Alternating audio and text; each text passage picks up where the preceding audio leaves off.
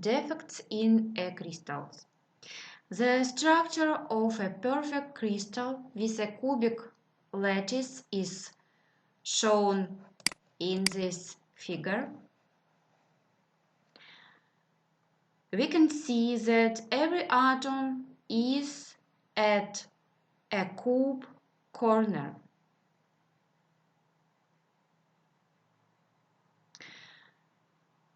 They all occupy the correct place on the crystal lattice. However, this situation will obtain at a temperature of absolute zero, but not at normal room temperature. In reality, metal crystals will contain crystal defects of various kinds, including vacancies, interstitiality, staken folds, and dislocations. We shall mainly consider dislocations here, as the others play a lesser role in plastic behavior.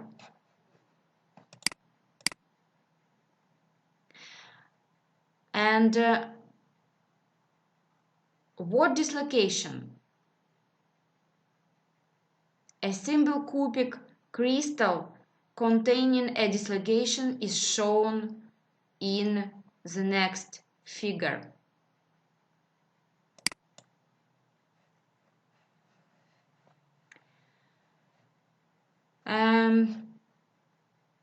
What is the situation? This situation will obtain at a temperature of absolute zero, but not at normal room temperature.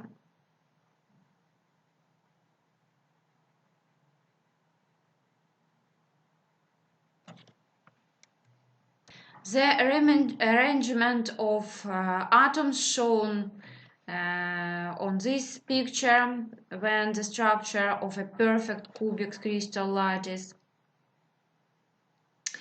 in the last section are ideal or perfect arrangement. They would be seen as described at absolute zero.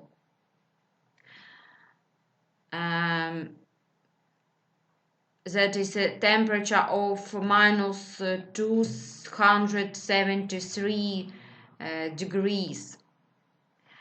However, at normal room temperature of say 20 degrees, the crystal will not be perfect, but will contain imperfections or defects of various kinds: point, line, and area defects. Point defects include vacancies. A vacancies is a site on a lattice not occupied by an atom. Solute atoms. This is a site on a lattice occupied by an atom of a different species. Interstitials. These atoms are forced into the spaces between other atoms on the lattice. Line defects, dislocation, are easily the most important of this type, and area defect, staken fold are examples of this type. From the point of view of construction materials, easily the most important type of defect is the edge dislocation. This is because an understanding of the dislocation enables us to understand the plastic deformation and fracture of engineering materials. Plastic deformation of metals is permanent deformation, as distinct from elastic deformation, which is temporary. We now know that the dislocation is so we shall next examine what happens when a dislocation moves. Deformation occurs essentially by a shearing process where one plane of atoms slides or glides over the underlying layer.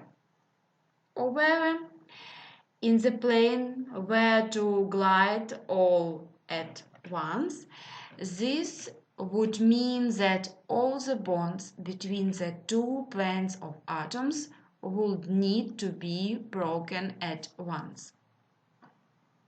If this happened, the metal crystal would split and cleave into two halves.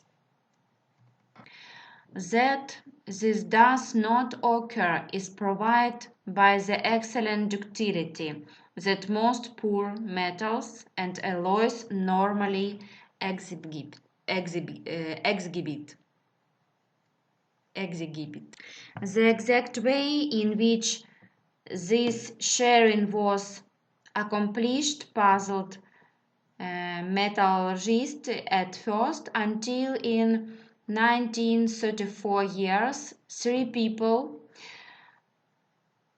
independently published papers describing how it could happen. At the time, they had no direct physical evidence for the existence of the crystal dislocations described above. They had to postulate the existence in metal crystals, and their predictions were eventually proved to be correct over 20 years later, following the development of powerful electron microscopes. Fracture behavior in metals. Like all good scientific theories, once put forward, the theory of the dislocation enables us to understand a good deal more than just permanent plastic deformation. Once the yield point has been exceeded, plastic deformation by dislocation slip occurs. The stress level will decrease at an accelerating rate until final fracture occurs very suddenly and with a bang.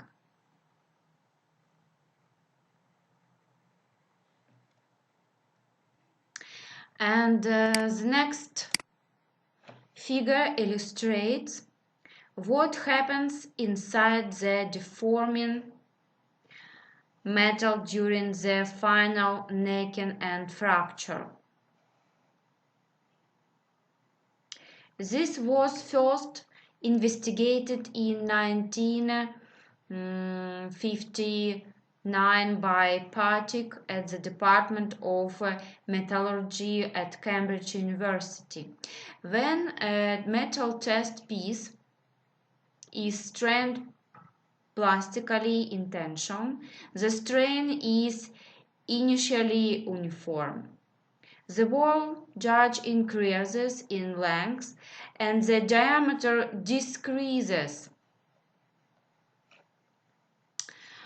to maintain constancy of volume. As straining proceeds and billions of dislocations are moved, we observe that the wall gauge length zone shows the appearance of microcracks. These microcracks grow in size up to and pass the point of maximum load. At some point, past this maximum load, inside the test piece, a few of the larger cracks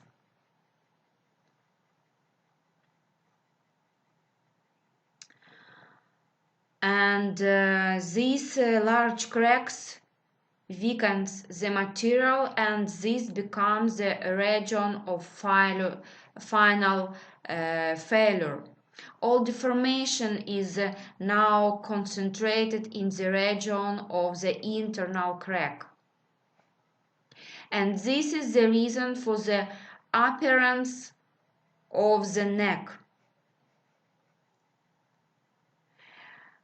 which is the site of final fraction. We can never predict where the neck will form, whether at the center of the gouge length or nearer one end, and the reason is that we can never predict where the crack coalescence will occur within the deforming test piece. By this point in the tension test, the load will be failing quite quickly, and the neck begin to reduce in diameter quickly too. Final fracture is usually very abrupt, being marked by a load crack, and the broken test piece ends can be removed from the test for examination. The fracture surface will be observed to be a dull gray in the center with a surrounding rim of shiny material at about 45 degrees to the axis of tension. The gray region will be inside surface of the large internal crack, and the shiny surfaces are the surfaces of the final, very sudden shear failure that concluded the test. This appearance of the neck is a characteristic of ductile fracture. Ductile failure always gives warning of its advent. The material always signals that it's approaching the point of failure. Brittle fracture, on the other hand, doesn't do this. Failure occurs very suddenly, usually without any warning, and is frequently catastrophic. A role of cracks in fracture. We have seen in the previous section that the fracture of a test piece in a mechanical tensile test involves the formation of cracks. Crack formation is always involved in material failures in all materials, including concrete and polymers, not just in metals. Cracks are the precursors of failure.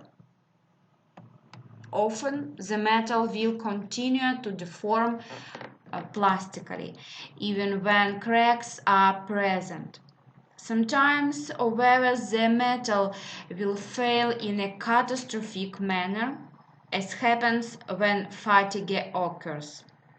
It's important to understand the principles involved in failure and the role played by cracks.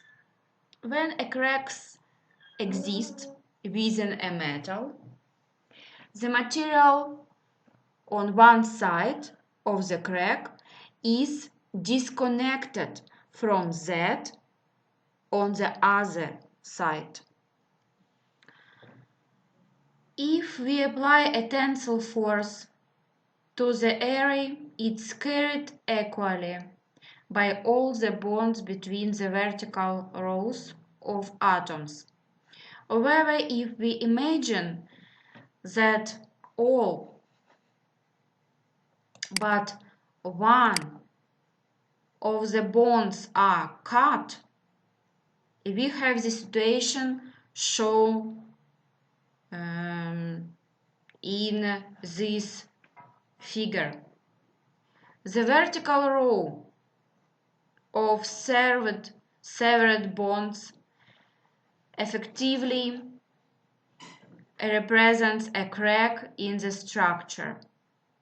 If we then apply a tensile force to this area, then no force will be transmitted across the crack because there are no linked atoms. All the force will be taken by the bond at the root of the crack, and the force acting on this bond at the root of the crack will be very high, many times higher than it would have been if the crack was not present. Therefore, we can see that crack types are regions of very high stress. This is why engineers refer to cracks as stress razors. However, the crack needs to be normal to the direction of applied stress if it's to act as stress razor. Cracks that are aligned with the stress direction have no effect. The crack has to be aligned so that it tends to open under load. This is why compressive stress has no effect. Compressive loading will tend to close cracks rather than to open them.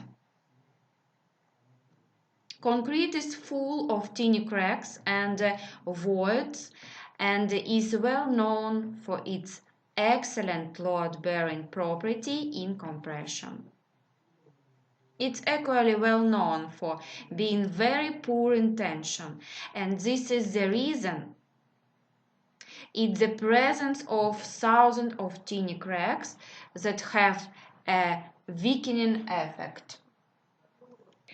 Another phenomenon that can occur in metals is what is called creep.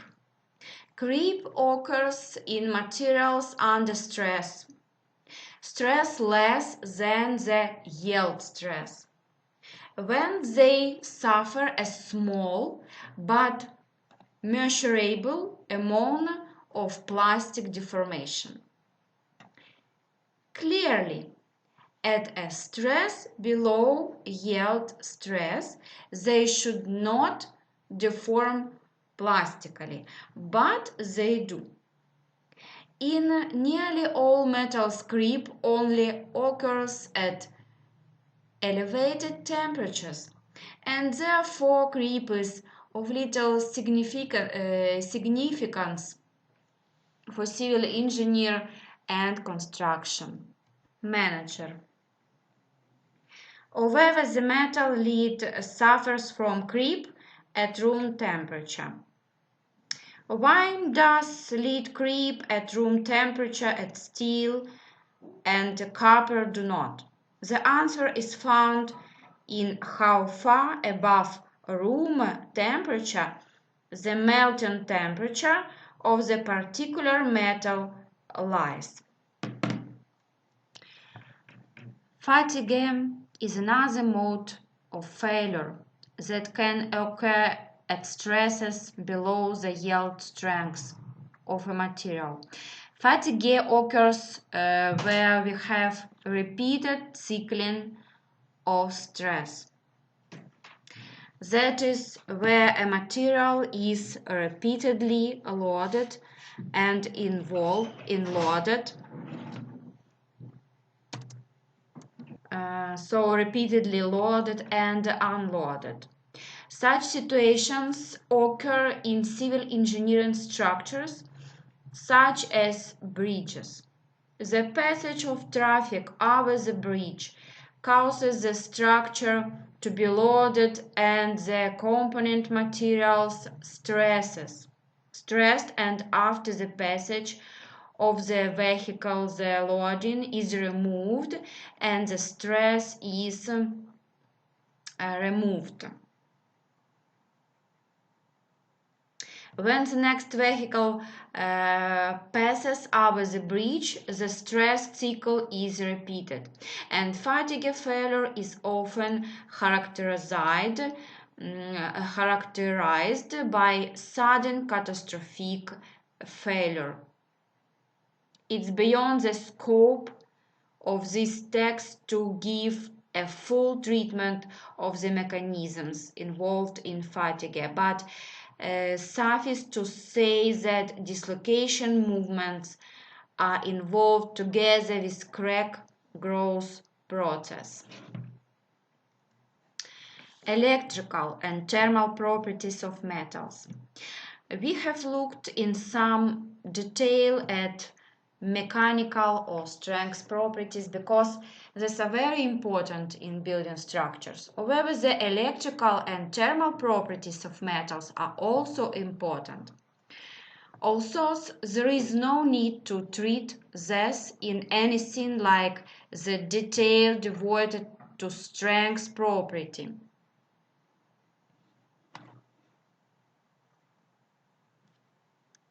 Each atom in a crystal lattice will carry a positive charge because it has donated electrons, negatively charged, to the interatomic bonding process. However, because all the atoms, positive charged, are neatly aligned in a very orderly way in 3 dimensions, the lattice will present a space characterized by very regular periodicity of electric charges. We have also seen that the metallic bond is characterized by the presence of a pair of electrons permeating the metal lattice.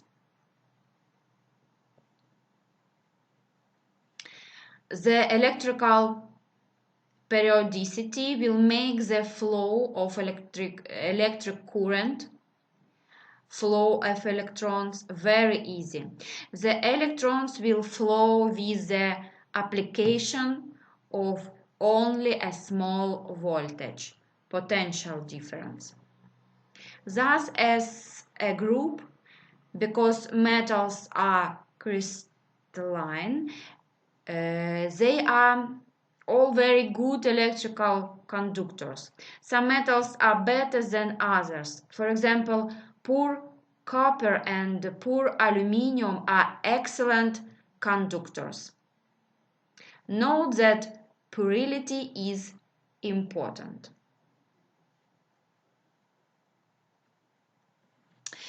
And about thermal properties. As a group of materials, metals are generally excellent conductors of heat and better than all the other construction materials. Again, the reasons for this are to be found in a regularity of their crystal structures. At absolute zero, the atoms in a metal crystal will be at rest, and we shall have a perfect crystal.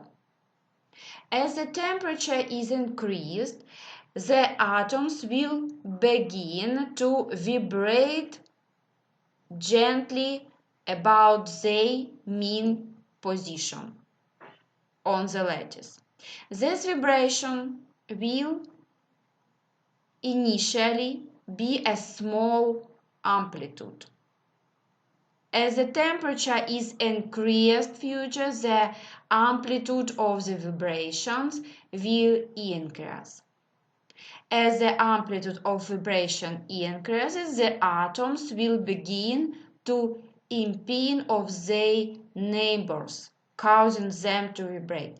Because all the atoms are nearly arranged in rows, the passing of the thermal vibration is very easy and quick. If heat is applied to one side of a piece of metal, the heat is transmitted or conducted easily and quickly by a lattice vibration.